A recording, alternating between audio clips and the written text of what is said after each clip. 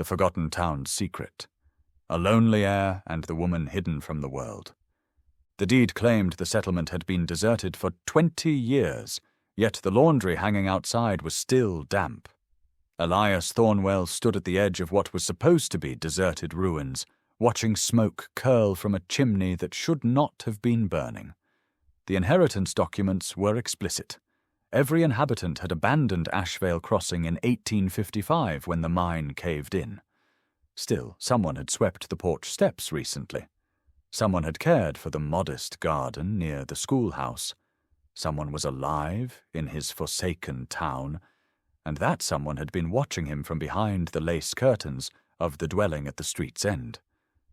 When the fabric slipped back into place, Elias caught sight of something unreal. A young woman's face, pale as frozen dawn, eyes wide with dread. Not the dread of meeting a stranger, but the dread of seeing another person for the first time.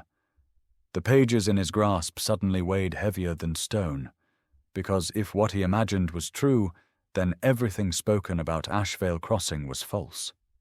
Elias folded the legal papers and slid them into his coat, his boots crunching across the gravel path leading toward the central street. The local attorney back in Denver had seemed uneasy when he delivered the deed, perspiring despite the brisk morning air. He had muttered something about the prior owner's last demands, how the estate must never be sold, only handed down through bloodline heirs. Odd remarks for a man said to have perished alone and childless. The structures stood in striking condition for buildings exposed to nature for 20 years. Paint had not flaked from the shutters, and the timbered walkways bore no signs of rot or sag. Stranger still, the general store's panes were spotless, as if someone had polished them recently. Elias stepped toward the nearest cottage, its yellow curtains bound back with blue ribbon. Through the glass, he glimpsed a table arranged for two, plates and cups placed as though visitors might arrive any instant. His horse neighed behind him, a jittery sound that made him glance back. The animal's ears pressed flat, nostrils widening as it stared at something Elias could not see. Following its line of sight, he noticed a flicker of motion beside the well in the town's square. A bucket balanced on the stone rim, rope still swaying softly from use. Droplets of water gleamed on the ground, darkening the dust beneath. Someone had drawn water moments ago. Elias called out, his voice echoing among the hollowed buildings. "Hello, I'm Elias Thornwell. I'm the rightful heir to this land." The words felt absurd as they left his lips. He was addressing a ghost town, hoping for an answer from emptiness and silence, yet the silence itself felt unnatural somehow. Too absolute, too carefully arranged. A hinge groaned somewhere at his back. When he spun around, each door along the street stayed shut, but he could swear one had stirred. The creak returned, longer this time, like someone deliberately testing the wood. Then came another sound, so faint he nearly missed it beneath the breeze, whispering through abandoned alleys. Footsteps. Soft, cautious footsteps shifting across timbered floors inside one of the houses. The sound halted suddenly, as though whoever moved had recalled the need for quiet. Elias's hand drifted instinctively to his side, though he carried no weapon. He had arrived expecting to inspect vacant homes and plan repairs, not to face whatever strange reality he had uncovered. The footsteps resumed, passing from one building to another, always keeping beyond his sight. Someone shadowed his steps, marking his path through the town from hidden shelters. Someone who knew these streets far better than he did. Someone who belonged here in ways no record could explain. And then from the dwelling at the street's far end came a sound that chilled his blood. A woman's voice, youthful and clear, speaking in a tongue he had never heard. The syllables lilted like music, rising and falling in patterns nearly familiar, yet utterly alien. Elias edged closer to the house, pulled forward by the voice's ghostly beauty. It held sorrow and yearning, emotions that needed no translation. As he climbed the front steps, the voice broke mid-line, replaced by rushed breaths and what could have been muffled sobs. "Miss," Elias whispered softly, his voice scarcely above a breath. "I mean no harm. I simply inherited this town, and I am trying to grasp what's occurring here." The breathing vanished entirely, as if the woman inside had ceased to exist. Long minutes dragged in perfect stillness before he detected the faint padding of bare feet sliding across wooden planks, retreating from the door toward the back rooms. He circled the house, observing details that formed an impossible vision. A vegetable patch flourished behind the dwelling. Rows of beans and squash thrived in neatly cared-for soil. Herbs dangled drying from the porch rafters, and a small chicken pen sheltered half a dozen hens clucking calmly as they pecked at strewn grain. This was not the dwelling of someone who had just arrived. The garden revealed years of patient care, the kind of knowledge earned from seasons of tending the same ground. Through a window, he spotted part of the interior. Hand-stitched curtains framed the panes, and shelves lined the walls, packed with jars of preserves and bundles of dried herbs. Everything whispered of practiced domesticity, of someone who had turned this place into a real home. But the official reports were firm about Ashvale Crossing's abandonment. How could anyone have survived here all this time without the outside world knowing? A faint creak reached his ears, the sound of a back door slowly opening. Elias froze, unsure if he should advance or step back. Through the narrow gap, he glimpsed dark hair and pale skin before the door shut once again. Then came footsteps, not moving away, but pacing beside him, as if someone was circling to study this unexpected visitor. "Please," Elias said, raising his empty hands to show he carried nothing. "I understand this must be alarming, but I need to know what's happening here."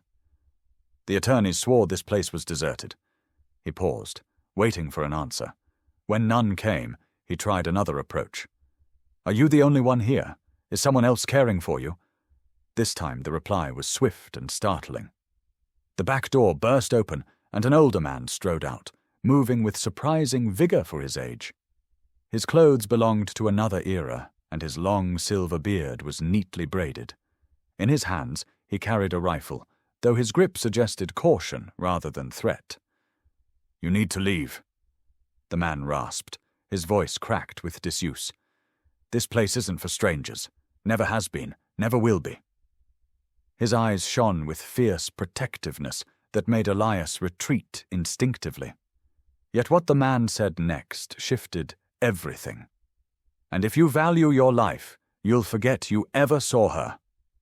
Elias lifted his hands higher, palms open. "I don't seek conflict. My name is Elias Thornwell, and I carry legal documents proving I inherited this property from my uncle, Darius Thornwell. I hadn't even known he owned land here until the lawyers contacted me last month." The rifle remained steady in the old man's hands, but something flickered in his weathered gaze at the sound of Darius's name. "Darius Thornwell," the man repeated slowly, as though testing the syllables. "I've expected this day for nearly 20 years, though I prayed it wouldn't come." He eased the weapon downward, though not completely. "Name's Gideon Marr. I've been the caretaker here since the troubles began." "What troubles?" Elias asked, taking one careful step nearer. "The records state the mine collapsed in 1855 and everyone fled. But you've been here the entire time, haven't you?" Gideon's face stiffened, deep creases carving themselves deeper as he weighed what to disclose. "Some truths should stay buried, son. Your uncle knew that. He understood why we remained hidden, knew why the world had to believe this place was empty."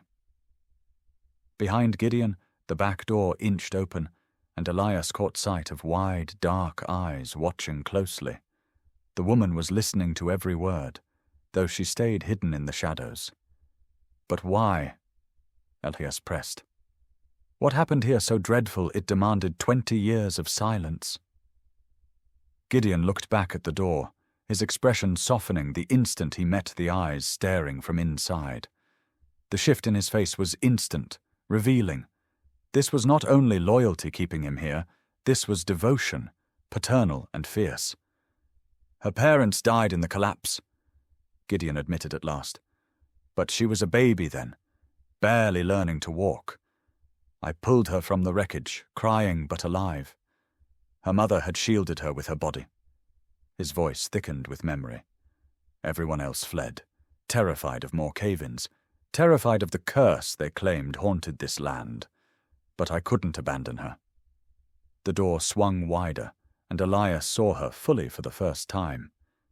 She seemed in her early 20s, with long dark hair cascading past her shoulders and skin untouched by harsh daylight. Her dress was plain yet carefully sewn, stitched from fabric preserved and repurposed. Most striking were her eyes, wide and shadowed with fear, yet filled with unguarded curiosity. "You raised her alone," Elias murmured, realization dawning.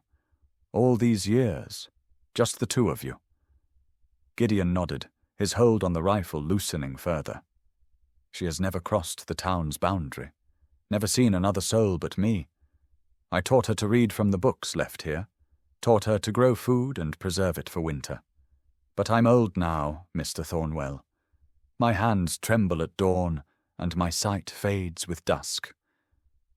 He paused, staring directly at Elias. "I've wondered often what would become of her, once I'm gone." The woman stepped fully into the doorway now, and Adrian felt his breath catch. She was radiant in an otherworldly way, untouched by the hardships that scarred most frontier women. But it was more than her beauty that arrested him. It was the way she looked at him, as though he were some creature from another world entirely. She took a cautious step forward, her bare feet soundless on the wooden porch. Every gesture was elegant yet wary, like a doe approaching water while scanning for wolves. When she spoke, her voice was soft and pure, unmarked by the rough tones frontier life usually etched into a woman's speech. "You have the same eyes as the man in the portrait," she said, studying Adrian's face with unguarded awe, "the one hanging above the hearth in the large house." Silas's expression grew uneasy at her words, and he shot a warning glance her way. "Celine, you mustn't," he began, but she went on, her focus fixed entirely on Adrian. "Silas told me stories about the outside lands, but I never believed there were truly other people like you." She tilted her head, her dark eyes tracing the lines of his jaw. "You're taller than I imagined men could be. And your hands," she gestured toward his rough palms, "they're scarred by labor I've never seen." Adrian struggled for words. Her innocence was whole and unfeigned, untainted by the weariness that marked every other woman he had met. She spoke as if he were a marvel to behold, not a threat to fear. The effect was both humbling and deeply unsettling. "What portrait?"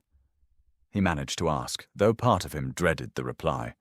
Silas's face had drained pale at its mention. "The one Uncle Damien left behind," Celine said simply. "It shows a young man with your same dark hair and green eyes standing beside a woman who resembles me." Silas said it was painted long before the unrest began. She paused, her brow tightening. He said, "The man in the portrait was my father." The words struck Adrian like a hammer blow.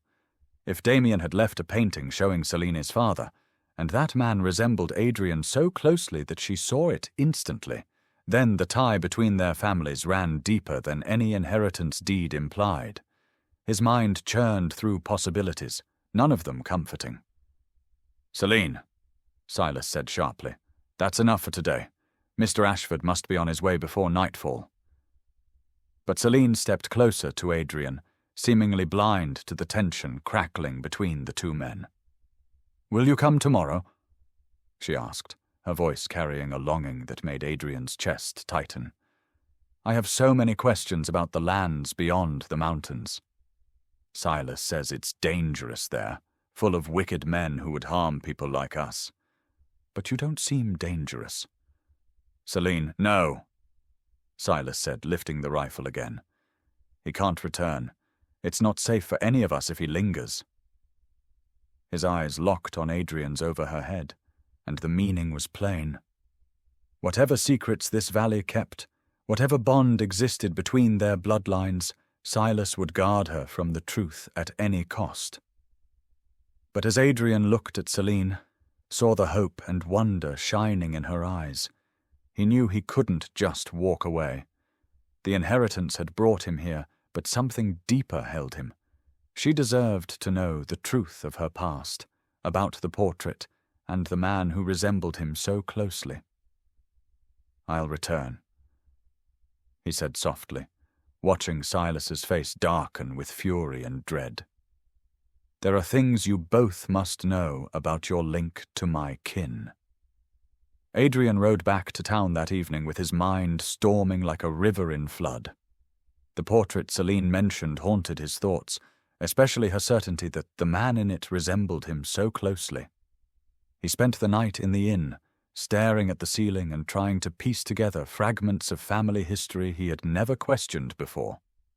The next morning, he returned to the county registry, this time searching for details about Damien Ashford's earlier life. What he uncovered in the dusty ledgers chilled his blood. Damien had once been married to a woman named Amara Velasquez, and they had lived in Blackwood Hollow in the early 1850s. The marriage record dated 1853, but there was no account of Amara's death. No burial entry, nothing to explain her fate. But there was something else. A birth record dated 1854, naming Damien and Amara as parents to a daughter called Celestine, the child said to have perished in the mine collapse with her mother. Except now Adrian knew better. Celestine had not perished at all. She had lived, been saved by Silas, and raised believing her name was Celine. The revelation hit him like a sledgehammer. Celine wasn't just some orphan Silas had rescued out of charity. She was Damien Ashford's daughter, his uncle's child, which made her Adrian's cousin, and explained exactly why the man in the portrait looked so much like him. Damien must have commissioned a painting of himself and Amara before tragedy struck. But why had Damien allowed the world to think his daughter was dead? Why had he never returned for her, never reclaimed the child Silas was raising in secrecy? The questions multiplied faster than Adrian could reckon, each answer only leading to darker riddles. He rode back to Blackwood Hollow with the birth record folded in his pocket, his heart pounding with the weight of revelation. When he arrived, he found Celine working in the garden alone, her dark hair glowing in the afternoon sun. She looked up at his approach, her face brightening with a smile that made his chest ache. "You returned," she said, setting down her basket of produce. "Silas said you wouldn't, but I prayed you were different from what he told me of outsiders." She moved closer, her steps fluid and unaware of their pull. "Will you tell me about the lands beyond the mountains, about the cities and the people who dwell in them?"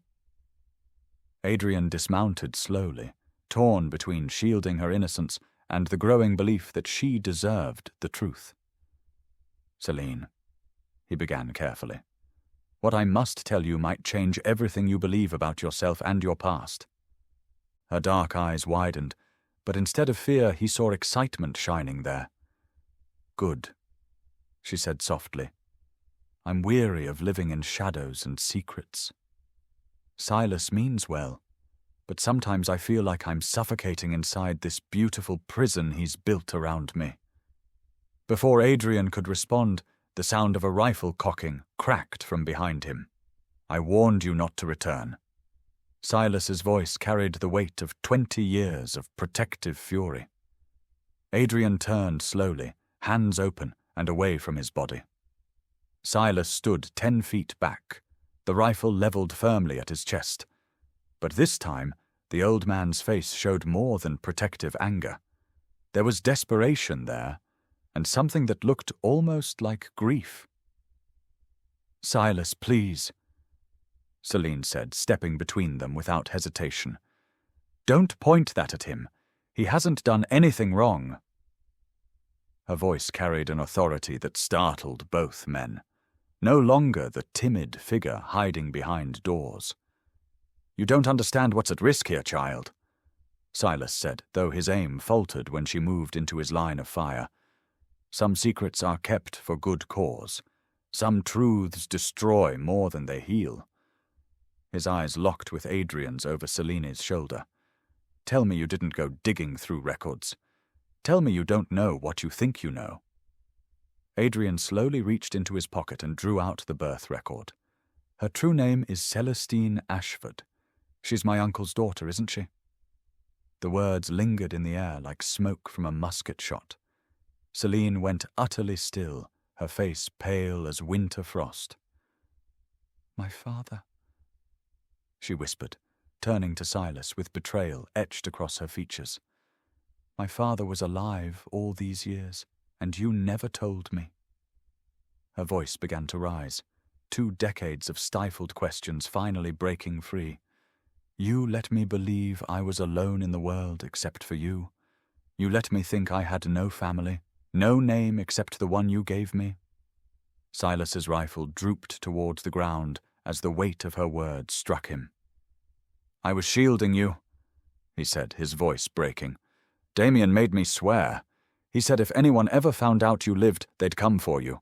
He said there were people who would use you to get to him, people who would hurt you just to watch him suffer." "What people?" Adrian demanded, stepping closer. Despite the weapon still in Silas's hands, what was Damien mixed up in that forced him to abandon his own daughter? But Silas was no longer staring at him. His focus was fixed on Celine, who had gone deathly quiet. "You've lied to me my whole life," she said, her voice flat and cold. "Every tale, every reason, every excuse you gave for hiding, all lies." She looked at Adrian then, and he saw something new in her eyes. Not just curiosity now, but hunger, a desperate yearning to know who she truly was. "Is he still alive?" she asked. "My father, is he still alive?" Adrian's chest sank as he realized he must deliver another blow to her already shattered world. "He died 3 months ago," he said gently. "That's why I inherited this place." The lawyer claimed he had no living kin, but they were wrong, weren't they? He motioned toward her. "You're his heir, not me. This estate belongs to you." Celine staggered backward as if he had struck her. "Dead," she repeated numbly. "He's dead, and I never even knew he existed." She turned to Silas with fury blazing in her dark eyes. "You stole my life from me. You stole my chance to know my own father." "I kept you safe," Silas insisted, but his words rang hollow even to himself. "Safe from what?" Celine cried, her restraint finally breaking apart. "From living? From being who I was meant to be?" She glanced around at the empty houses, the carefully maintained cage Silas had crafted for her. "This isn't safety. It's burial. You buried me alive in this place." That was when they heard the sound that shifted everything. Hoofbeats. Multiple horses pounding hard from the direction of the main road. Someone was coming to Blackwood Hollow, and whoever it was, they weren't arriving quietly. 3 riders emerged from the tree line, their mounts lathered with sweat from a brutal ride. The lead man was tall and lean, clad in a fine black coat that marked him as someone of wealth and authority. His companions flanked him like wolves, hands resting easily on their sidearms. When they spotted the group standing near the garden, the leader's face curved into a cold smile. "Well, well," he called out, dismounting with practiced ease. "Looks like old Damien Ashford's ghost town isn't quite as abandoned as we were told." His gaze swept over Silas, Adrian, and finally settled on Celine, with an intensity that made Adrian's blood burn. "And who might this lovely young lady be?" Silas stepped forward, placing himself firmly in front of Celine. "Nobody you need to trouble yourself with, Dutton. This is private land, and you're trespassing." The name struck Adrian like a fist to the gut. He had read that name in the inheritance documents, tied to a business quarrel that had never been resolved. Victor Dutton's smile widened. "Private land belonging to Damien Ashford, who owed my family a considerable sum of money when he vanished 20 years ago. Money that with interest has grown into a most impressive amount." He drew a document from his coat. "I have a legal claim on this estate and all that's within it." "Damien is dead," Adrian said, stepping forward. "I'm his heir, and any debts died with him."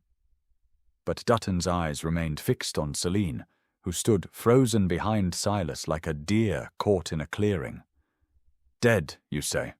How convenient." Dutton's voice dripped with mock sympathy.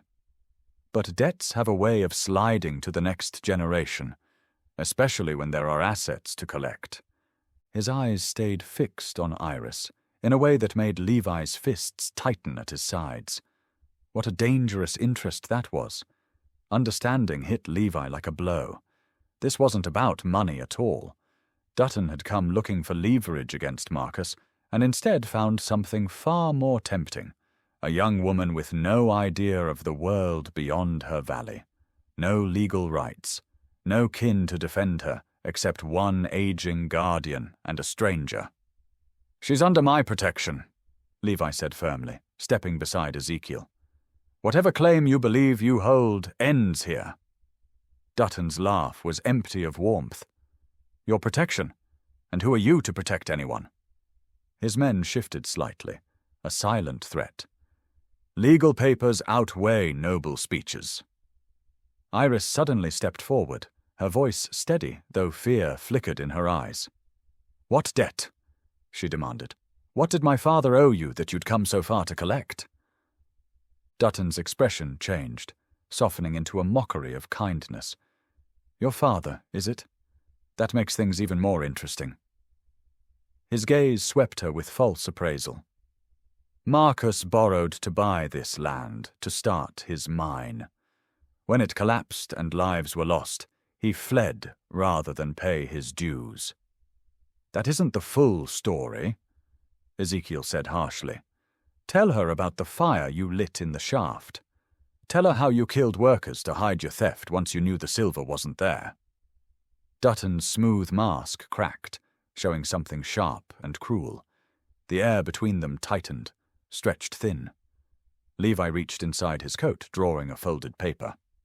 "Samuel Dutton," he declared. "You're wanted in connection with the Millfield Hollow Mine disaster. This warrant was issued 20 years ago and never withdrawn." Dutton paled as Levy raised the document. "Marcus didn't run because of debt. He ran because he found out you sabotaged the mine to cover months of stolen silver. The collapse wasn't an accident. It was murder." "You can't prove that," Dutton snarled, hand edging toward his weapon. His men shifted uneasily, their confidence faltering. "Oh, but I can," Ezekiel said, rifle aimed straight at Dutton's chest. "I was the foreman. I saw you set those charges, watched you bring down the tunnels to bury the evidence. Marcus told me to take his daughter and hide while he gathered proof." Iris moved nearer to Levi, her fingers clutching his arm. The touch sent heat through him, though he forced his focus to remain steady. "The sheriff in Denver is eager to reopen this case." Levi pressed on. "3 of your men have already confessed to their part." It was a lie, but convincing. Dutton's eyes darted from one to the other, weighing his odds. At last, he retreated. "This isn't finished," he growled, stepping back toward his horse. "There are other ways to collect what's owed." "Try it," Levi warned quietly, "and I'll see this warrant follows you to your grave." Dutton swung into his saddle with jerking movements, his men mounting quickly after him. Within moments they vanished into the trees, leaving behind only dust and fading hoofbeats. The silence afterward pressed heavy. Iris looked at the town she had always known, then up at Levi with a newfound fire in her gaze. I want to see beyond the mountains, she whispered. I want to know the life my father thought too dangerous for me. Ezekiel's shoulders sagged, the weight of decades sliding away. I kept you safe, he murmured, not in defiance now, but exhaustion. You did, Iris said softly, hugging the man who had raised her. You gave me life when I should have died, and love when I had none. But now I must choose my own way. She turned to Levi, no longer the timid girl who once hid in shadows. Will you teach me the world? Show me how to live in it? The question carried more than curiosity, and his pulse quickened. It won't be simple, Levi warned. The world is harsh. People will prey on your innocence. Iris smiled, and for the first time it showed strength, as though it had always been waiting. Then I'll grow stronger. I'll protect myself, and those I love. Her glance flicked to Ezekiel, then returned to Levi. Starting with you. 3 months later, Levi stood on his ranch porch, watching Iris tend the garden below. She had adjusted to life outside Millfield Hollow with astonishing ease, her quick mind and relentless curiosity guiding her. Ezekiel had chosen to come along, filling the role of grandfather Levi never knew he needed. As Iris climbed the slope toward him, her face bright with joy, Levi realized some legacies are richer than land or gold. Sometimes they bring you exactly what you never knew your heart was searching for.